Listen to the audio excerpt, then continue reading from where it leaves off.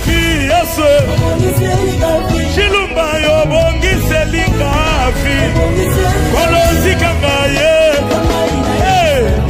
Nalokolo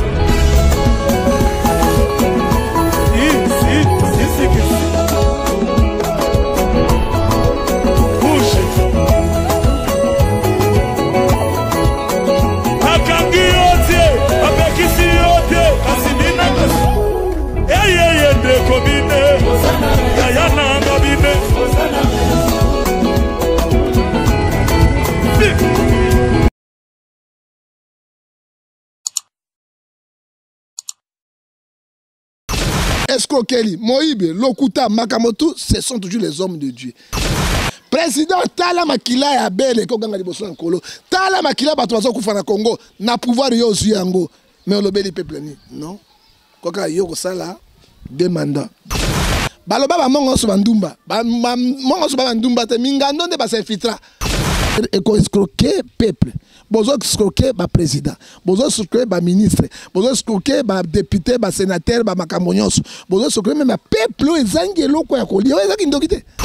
Bonjour, balani nyonso ya internet na biso balana biso na kati ya tolo na CTV ya maman na biso Anna Kalambai, moi c'est pas Carlos Kalambai, le gardien du temple ce que libota nyonso mobimba. Papa qui bijou de mambongo nzamba lola pambola yo. Je crois to lukai lukaki moi ko lukaluka. Moto to lukai moi mingi na kombo ya prophète du peuple. Vous allez prophète Ngefa ou wap to kitna kati ya terrain. Tokosimba na ye makambo etali politique, tokosimba na makambo etali social, tokosimba na ye makambo petali ya kati ya religion, makambo église, comment l'église n'est allée qu'au marché. On est à masolo autre que solango ensemble na bino ensemble toko découvrir l'homme de Dieu. O azali na bo solo o kusunganga na yo pona ko découvrir makambo ya oyo ebele bele parce que yenda sana monopole ya koloba bo solo na kati ya mboka na biso Congo parce que to molanda ki lobi le kaki marche le kaki na tina ti bat batelemela ki likambo fa ba désigner o ezaki lokola moto ko kumba na kati ya sini pona ko tambusa mboka na biso pona ba ponami peuple se leva ki pena makasi pona ko boya pona ko boycotter yango mais il y avait des tirs de balles ba betaki ba tout en tout cas c'était terrible yango le to quitté sur le terrain. Toyo Kaye analyse naini na sala qui par rapport à makambo oh il s'est passé qui lobby ensemble avec mon cameraman à fond la plateau pour Toyamba Oezali Lokola notre invité.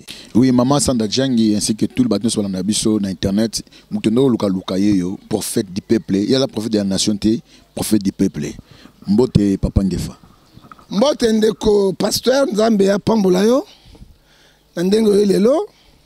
Et puis, on a sa émission chrétienne mingi papo na ba émission politique. Mais tu comprends la politique parce que politique il peut faire partie na musa na biso. Kolo azolokumu. To ba nzambe po to kota lo sambo na biso. Tata to pesio merci na nyonso sali. Yo ba na biso suku na biso tikati ko lobo te pa na yo loboko na ko leza na kati na biso na kombo na Yesu Masia. Amen. Amen wana to landi na benga ke prophète du peuple. Pourquoi prophète du peuple? Bon, prophète du peuple parce que Yesu a qui prend la population. Hein? Il y a une nation, il y a solo la nation d'Israël. Hein? Il y a qui prend la nation, ils ont sauté. Hein? Au moins, une confusion, oh yo, les lobby landa landa. Hein? Oh, bazoko sabat. Nation, Yesu a qui est Israël. Parce que quand on parle de nation, on parle sur Congo et la nation. Brazzaville est la nation. Hein? Cameroun est la nation. États-Unis est la nation. Mais nation, il y a qui en haut, et ça qui prend Israël. Mais le quoi Israël est une nation. Les lois, on a un prophète des nations parce que l'Israël était. On a un prophète du peuple. Le peuple n'est pas congolais, et on a un prophète du peuple. On a directement ce que vous mais la bâton soit le prophète de la nation. Nation, on a un lokuta. Prophète de la nation, c'est Jésus, ndi abane kotinda, ngonga na ngonga prophète, mais on a une nation au Yalingaki. Hein? Nation est Israël. Hein? Zama est une nation Israël. Hein? Le prophète de la nation a un titre honorifique. Hein? Est-ce que vous avez évêque? Vous avez évêque as ministre? Ah mais non. Mais le évêque, si vous avez un évêque, il y a évêque qui pasteur, évêque qui évangéliste, évêque qui prophète, qui apôtre. Vous avez un titre honorifique. Évêque qui paka. Mais il n'est pas un ministre de Dieu. Hein? Il n'est pas un ministre de Dieu. Hein? Il faut tout symbole à bateau pasteur. Bateau pasteur a osé 4-6 dans Mobunga et Belé.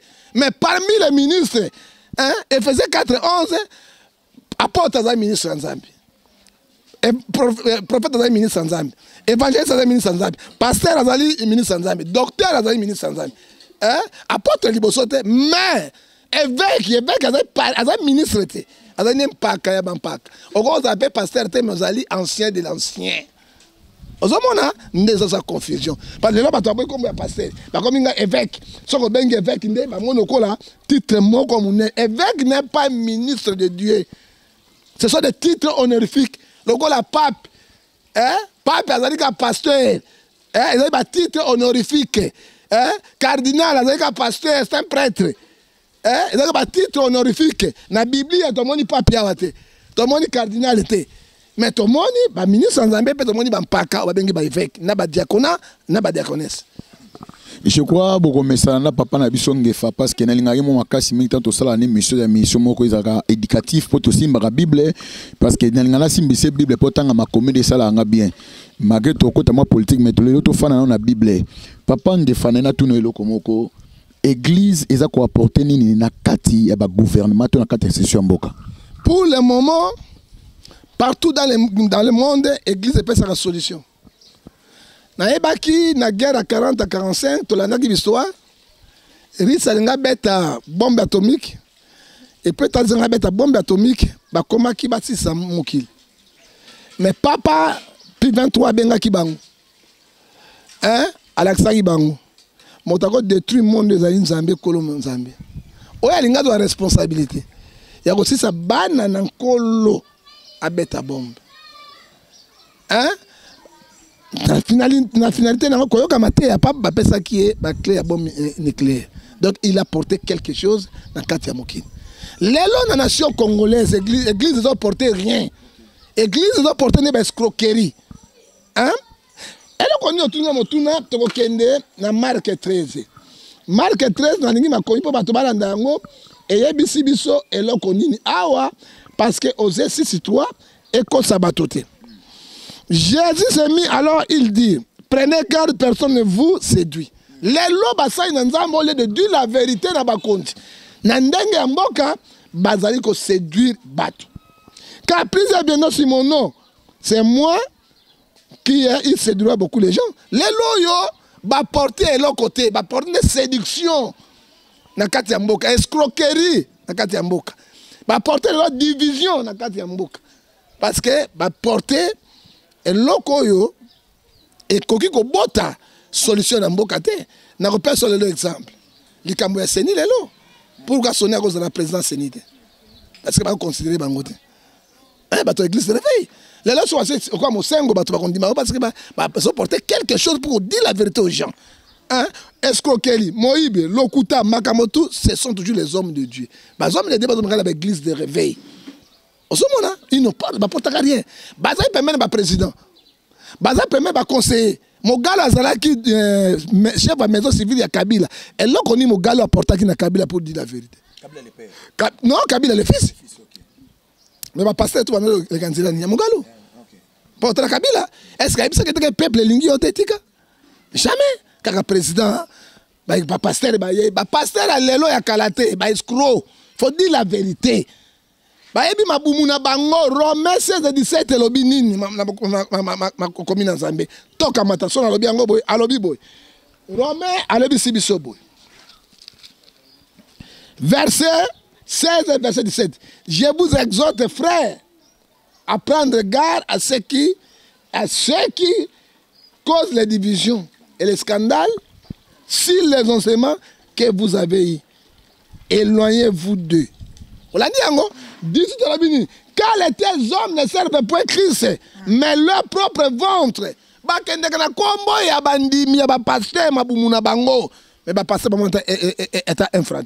Peuple. Il séduit beaucoup les gens par les paroles douces, paroles flatteuses et douces et les prophéties escroquées. Les tels bateaux, comme le président, bateau bakoufi.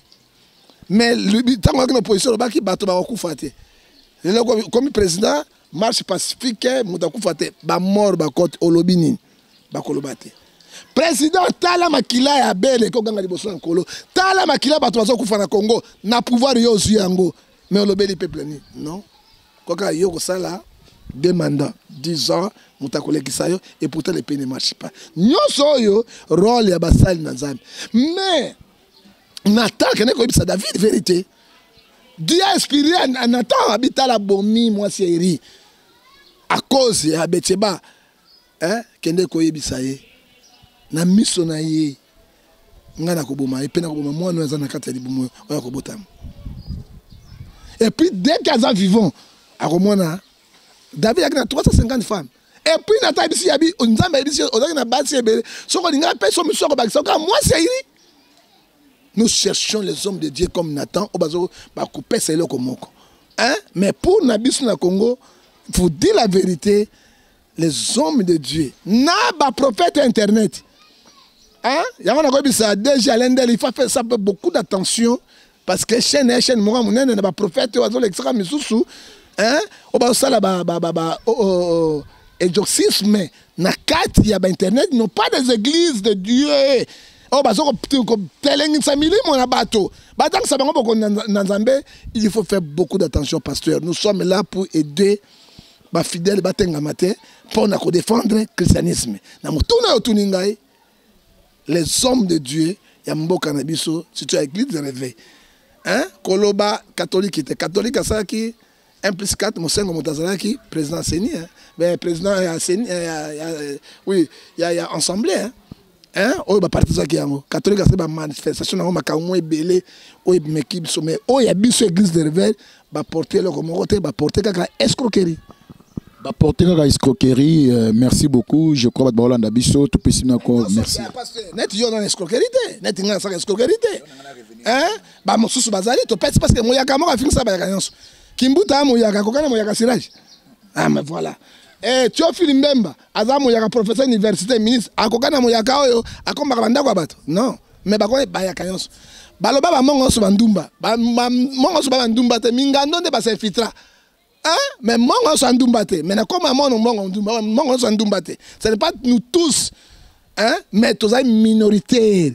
O ba tangwa na bo solo mukena ko banga Nzambi auto réfléchir devant balte. Hein? 600% to zali kaka, to tika 3%. Mais on va te gagner ça. Dans l'Apocalypse chapitre 3 verset 15. Le sako bokulaka. Ba engela manke engela taf. Le sako bokulaka. Ba wangani Yesu baponi Barabas. Barabas ayiko chokola bangu. Le sako bokulaka. Nzete onzoko ezokisa ye ata na pongi. Abosa na kango te. Le sako bokulaka. Chokoli lone mokonzi. Ok, Chokoli lone mokonzi, je crois que sous naba question na biso toto na l'homme de Dieu, l'homme de la parole qui na lingara makasi mingi, likamna tu na yo siko ezali likamomoko c'est très très important concernant tolanda qui est un homme de Dieu mona kombo ya révérend Denis Lesi, ba benge prophète de la nation, azali koloba na bino biso ke tolia mbongo na yebitabi tolia atuna boye tolia mais to moni ndeko mususu ayeko le kabite nga alia kate na zone mbongo transport. Est-ce que un homme de Dieu peuvent encore une fois que le makamon na kata télévision est-ce que malobana ils a ko édifier libota na nzambe na nini? Merci mingi. Prophète azali quoi sentinelle hein? Un prophète c'est celui qui donne l'ordre et l'équilibre dans l'église dans le pays. Un prophète azali Ézéchiel 33 verset 7 comme sentinelle. Bon, notre opinion il y a démocratie. Hein? Bible et permettre ngaite que dans Romains chapitre 14 verset 4 na sambi sabasai nanzam. Mais Bible et ko permettre ngai dans Éphésiens 5 verset 11 na condamner ba œuvre mabe ya bango. Oyebi des antivaleurs. Monsieur le pasteur Maglo Zali Mouké mais na considère mingi parce que na moni capacité na mayele na bongo no ezali. Omoni mingi nyonso toya wato s'infiltrer na mosala nzambe parce que misala ezate. Je me suis remettre l'histoire na ngai ndenge na komi mosala na nzambe nazali ko sa pas bemba salona. Hein na Sibérie Zaïre erwana na ko biso ndenge na démissionnaki nana tanga démissionner ce Dieu. Omoni les messages c'est là vont famille. Mais ce que le révérend de l'Inès dans un temps où on a discuté parce qu'il y a un chef religieux, il y a une confession religieuse. Hein? Azana Soni, même point d'égalité. Alors, dans un temps où on a discuté, en général, n'a pas de yanga. hein nakoloba na part na yete bayo kanga bien, je ne fais pas de polémique parce que Bible et biso nzete ya mabe matite mabe non malamu ekosangana moto akabola nani nzambi et là on a osengana bango ba sa repentance hein sur les prophètes Denis soko bango azana raison hein ayebi eloko azoloba oyaki to bazali on a 12 apôtres 13e ezali Kiyamine Kiyamine abande ko sala mingi mingi te mais pourcentage na yebande ko kende hein ayebi eloko ya zoloba ngana azali toujours opposant na ba acte bazo sala hein ba to ba condamner ka Denis Lesité et comme il tango nzambe azobimisa polele po bana na nzambe na bescroquerie ba évangile oyo basala ba campagne ya lokuta ba miracle ya lokuta ya miibi tokolobela ngomba la mosusu ozokomona mais azo décourager basala azo bana na nzambe bana nzambe afungula miso na bango te que dit la Bible Ephésiens 5 verset 14 toi qui dors réveille-toi il faut fungula bato que dit la Bible Ephésiens 5 verset 16 rachetez le temps car les jours sont mauvais ozomona pourquoi escroquer peuple bozo escroquer ba président bozo escroquer ba ministre bozo escroquer ba député ba sénateur ba makambo nyonso bozo escroquer même peuple ezangi eloko ya kolia ezaki ndokite na kata ba église di mabonza di bonzambe akosala or que lokuta ozomona opinion na ye alobi opinion na ye biso toloba yango kala ndisa misango lelo hein biso dénoncer yango kala parce que toyebaki misala na bango hein et Bible ezako bisabiso ndeko pasteur il faut kotanga makamona bango na Matthieu 7 verset 16 vous les reconnaîtrez par leurs fruits hein fruit ba ba misala bango siko ba confinement yo e fungoli bato ampiaka e fungoli bato miso boko kosa lisusu bato te parce que mabe obino bosali na mboko quand on parle de la politique hein parce que spiritualité ils ont dominé physiquement il faut parler aussi des hommes de Dieu au bactère principal spirituel au basovara mboka hein est-ce que moi qui Moïse akabola ki mai na lingenda e bala kwarum tanga nga magicien mo kabola mai debo ya kwarum pe bato baleki azate hein parce que la puissance de Dieu hein la puissance de Dieu montona na kei motakufi 4 jours asikopola Lazare sort abimi Pierre a dit bato combien miracle ça combien Jésus n'a pas changé mais comme il a tango ya nzambe otobengi Ecclésiaste chapitre 3 verset 1 à 4 chaque chose à son temps. Mais tant à Zoloba, ce n'est pas tous les pasteurs. Il faut très bien dire. À Zolobela, les pasteurs sont élevés. On a rangé na bango, batoyo kakabango, nde à Zolobela bango. Ce n'est pas tout le monde qui a réfléchi devant Balte. Mais beaucoup de pasteurs, de bons pasteurs, au bazalo papa Kelani, pata. Hein, asala ba mabuso bana bango te, lokola papa nani, o etobengi papa Barote. Asala ba mabuso bana bango te bazali. Hein? Mais il y a en général, pas donner ce solo baba, tu vas comprendre des kiri moko. Et puis kiri on va provoquer ba mensi ya ça de Martin. Ce sont les mêmes kiri. Ba kiri moko bien organisé, bien structuré. Hein donc bazana ba mayele moko obscur. Au Bible lobby père de mon sens c'est démon Jean 8:44. Hein ba autop Denis sazo bimisa bango wan. Na ko bisayo na confession na yandre de grâce, c'est un bon pasteur. Et Yandre de grâce, c'est un bon secrétaire général, un bon pasteur, irréprochable. Basali. Hein? Mais Yandre a compris la bangote, la carte na bangote. Hein? Alors, côté Mosusu, dans l'église, il y a une crise. Pour que côté na mokili, na église, il faut qu'on l'aide s'abandonner. Parce que, Bible, Hébreux 10:20, n'abandonnez pas vos ensembles. Et, sur l'andi batouana, on a l'émission, sans même verset biblique. Hein? Sans même verset biblique. Sans même verset biblique. Hein? Or que référence n'a pas de Bible. Alors, il y a une heure du temps, mais sans même 2 versets bibliques. Je vais prendre exemple de la pasteur Mukuna. Tanga Salaki na Sango. Hein? Tanga comme Maliwa, Roshimukandia, tout cela, sans même verset biblique, sans référence biblique. Mais ce que on dit, parce que des mots pas Bible. Mais tout un esprit, Saint-Esprit, tout l'équipe bango. Hein? Ça même verset biblique. Toi on dit bateau bazo sa biblion na bango baza na référence te. Eh ben bozo na bango na nini? Na kombo ndeko nanga Apocalypse 3:7 lobby nzambe asanji bango. Hein? Réponse na kopesa yo na ko sala ba polémique était. Mais moi je défends des pasteurs qui sont justes. les prophètes qui sont justes, mais tous minoritaires, mouquet, tous belleté. Bon, ça qui me banabango, gala de Célobi, c'est que l'homme aura s'aimé, il moissonnera, pasteur. C'est que l'homme aura s'aimé, il moissonnera encore une fois. On a Pessimbo, Tebala Nepson, on a besoin de Katatolo, on a CTV et pas Maman Nabiso, Anna Kalambay. Moi, c'est Papa Carlos Kalambay, na Katia France, Nzambalola, à Pambola Bino. Tu es revenu local en tant que prophète du peuple. Est-ce que tu es retourné dans ma situation Mboka? Il faut décourager les pasteurs. On a besoin de Internet. Ce sont les gens qui n'ont pas les églises. Par exemple, le ministère. Ce qui est très grave, monsieur le pasteur, un journaliste, c'était parce que vous avez ce pasteur, vous allez, et Pexamite, le pasteur, ça là, mon salle, vous allez, Pexamite, temple, ici là. Le coup là, Batomoussous va commis qu'on peut sa baptême par Internet. C'est que grave par Internet. Baptême par immersion de l'eau, baptême par fait. Je me suis rendu à côté assis baptême, beaucoup de sang et panabino, tout fungola batomir. C'est l'escroquerie. Hein? Bah comment ça la même enregistrement? Si bah prier en ligne, oui, prier en ligne encore prier. Dès qu'on a dit baptême, quand dès que pas pasteur na yo wana akopesa affermissement sima akobatisa yo. Moto na Kinshasa zo appareil batisa yo mona ngwapi. Ordinairement ndengeni tout ça pour chercher l'argent pour kokosa bana na Nzambe et puis $200 $300 $400 pour ba enregistrer yo pour ozo baptême. Hein to yebi ba faux baptême na ba vrai baptême mbasima to banango. Peuple de Dieu na ba prophète sur internet. Mingi bozo mona bango awa ba na église té. Bazan église té ba prophète internet ba pasteur internet ebele. Hein ba funga musu ba chaîne na bango loba na ye ala kisa image ya culture azoteya.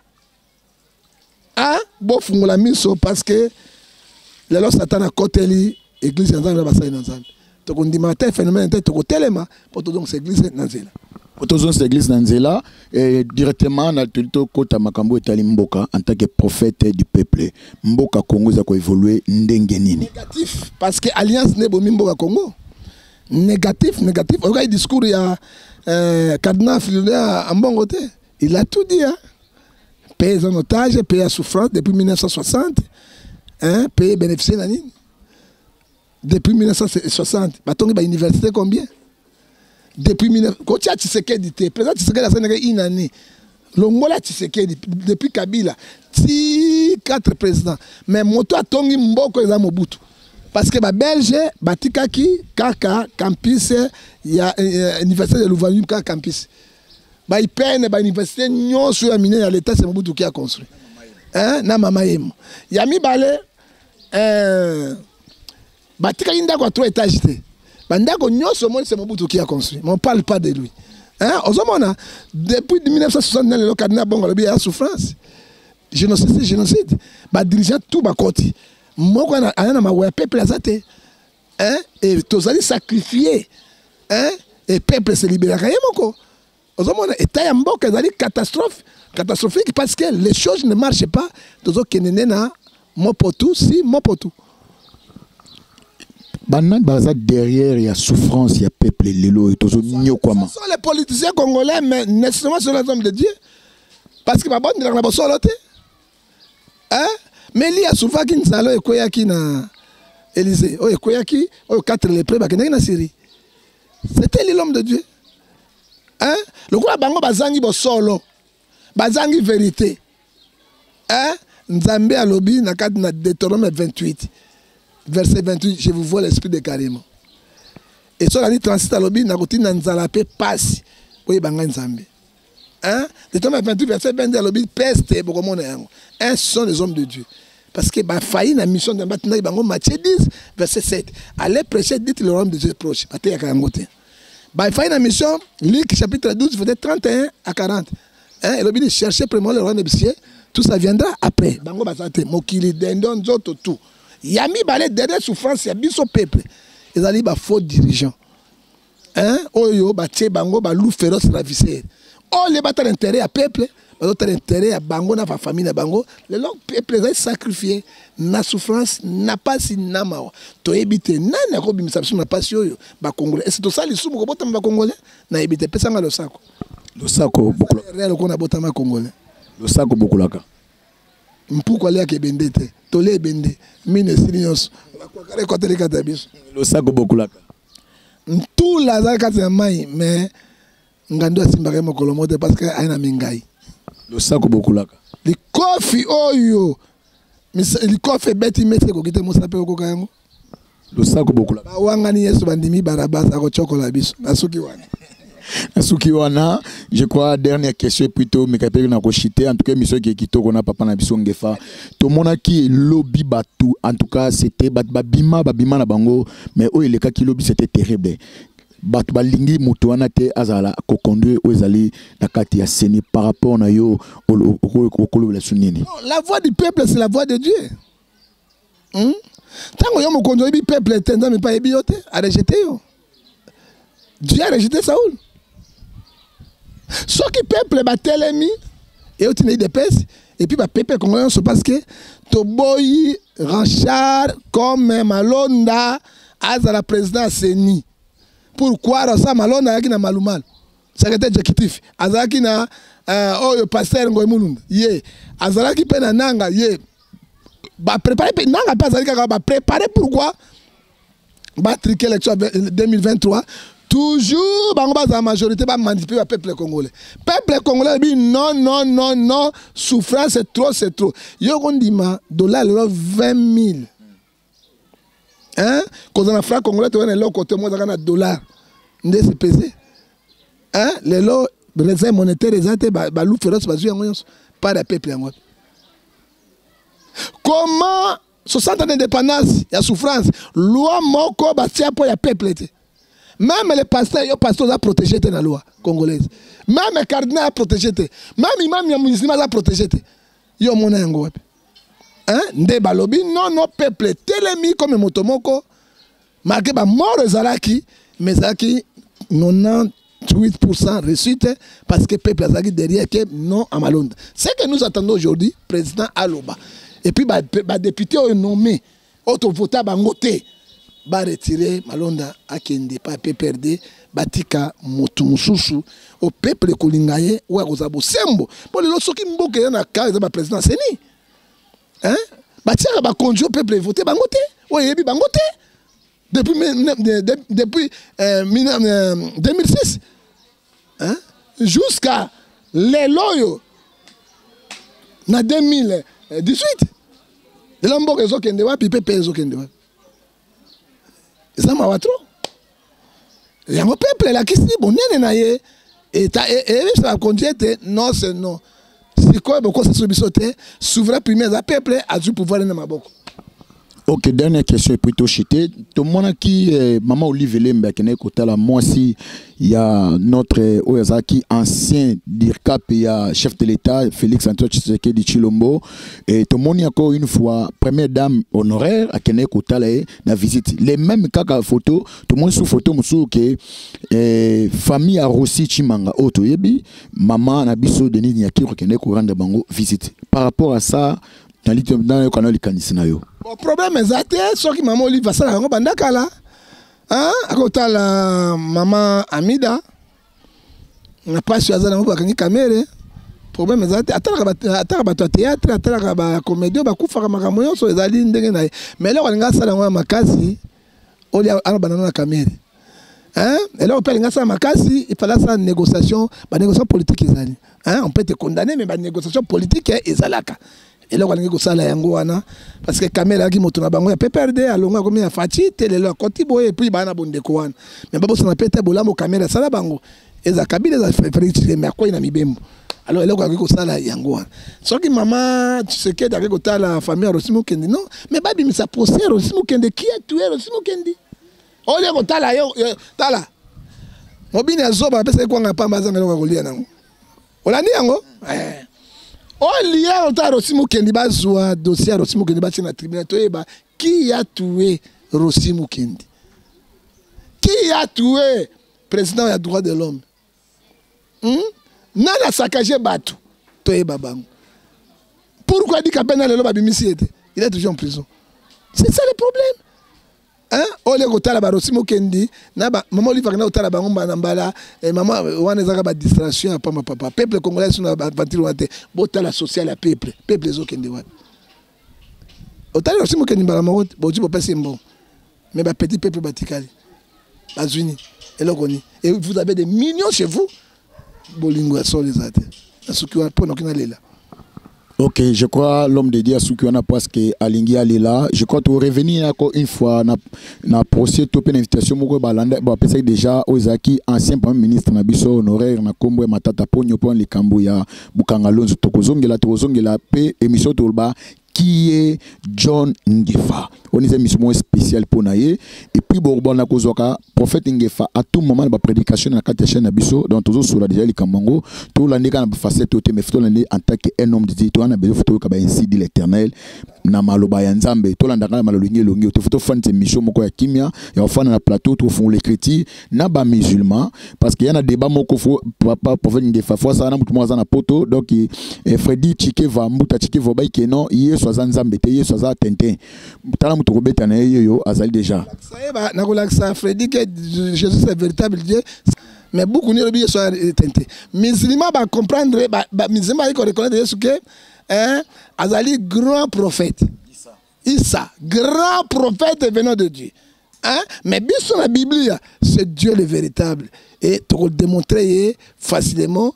Il y a un parce que ça va débat dans les musulmans, na sala na grand imam ko ba doko ba imam bankita partout ba tota Arabie Saoudite ba kokate je crois frère kokate parce que argument ngana lo bagane na mikana na nzambe so yeso za tente ba tente na ngai ye za tente na ngai tente na yote be ye tente na tupe ya tente yangote parce que Bible lobi na biso bon j'allais personne verset biblique mo ayoka na Isaïe Ancien Testament Nouveau Testament. Oye baké Jésus azali véritable Dieu. Na pesa yo verset oyo na Esaïe 9 verset 5. Oyo prophète Esaïe motolobela qui clairement qui est Jésus koya na Yesu. Le seul prophète dans l'Ancien Testament où a sorti la révélation à Jésus. Alors Bible. Car un enfant nous est né, un fils nous a donné. La domination reposera sur son épaule. Un enfant est né, un fils nous est né. La domination sera sur son épaule. Ezali, moi, c'était Jésus. On l'appellera admirable, conseiller, Dieu puissant. On a un Ancien Testament, un Nouveau Testament, on a